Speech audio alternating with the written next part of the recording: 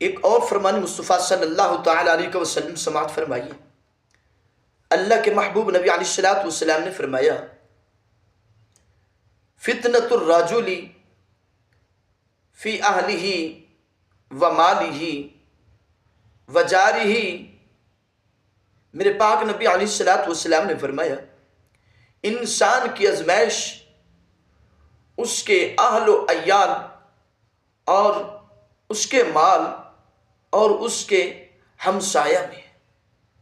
انسان کی جو آزمائش ہے وہ اس کے مال کے اندر ہے اور اس کی اہل و عیال کے اندر ہے اور اس کے ہمسایوں کے اندر ہے۔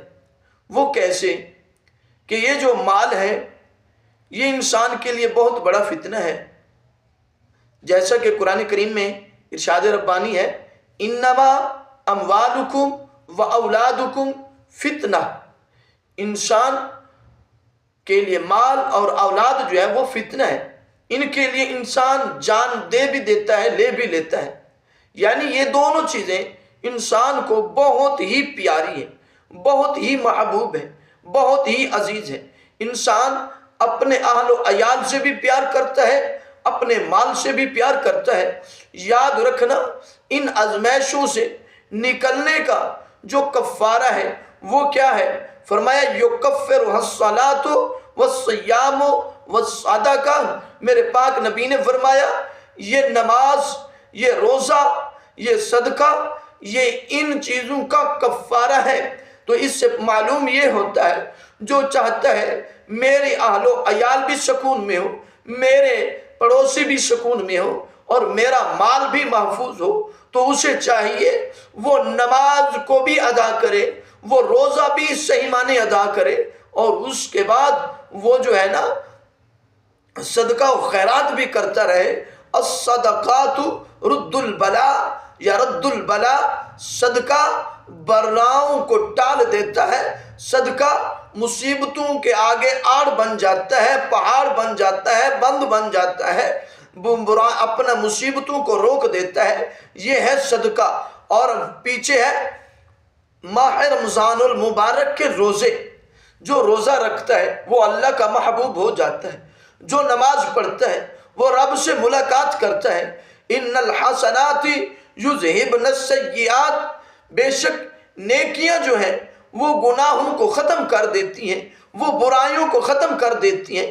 ان نیکیوں کی بدولت میرا رب گناہوں کی معافی فرما دیتا ہے، گناہوں کو معاف فرما دیتا ہے، انسان کی مغفرت ہو جاتی ہے۔ حضرت سیدنا انس بن مالک رضی اللہ تعالیٰ عنہ راوی ہیں، میرے پاک نبی علیہ السلام نے فرمایا، تسحروا فإن فی السحور برکہ۔ کریم آقا نے فرمایا یہ روزہ جو رکھتے ہو، روزے کے اہتمام کے اندر جو سحری ہے اس کو کھایا کرو، یہ تمہارے لیے برکت ہے۔ سحری برکت، افطاری برکت، روزے والا دن برکت، روزے دار کی ہر سانس نور، روزے دار کے منہ سے آنے والی جو بو ہے وہ رب کو محبوب ہے۔ روزے دار کا سونا عبادت، روزے دار کی سانس عبادت، روزے دار کا جاگنا عبادت۔ اے روزے دار یہ دیکھ تو صحیح تیرے اوپر اس خالق کے کتنے کرم ہے، اس مالک کا کتنا فضل ہے۔ ایک تو ہے کہ تو سمجھتا ہی نہیں، تو جانتا ہی نہیں کہ تیرے رب نے تیرے اوپر کتنے کرم کے دروازے کھولے ہیں۔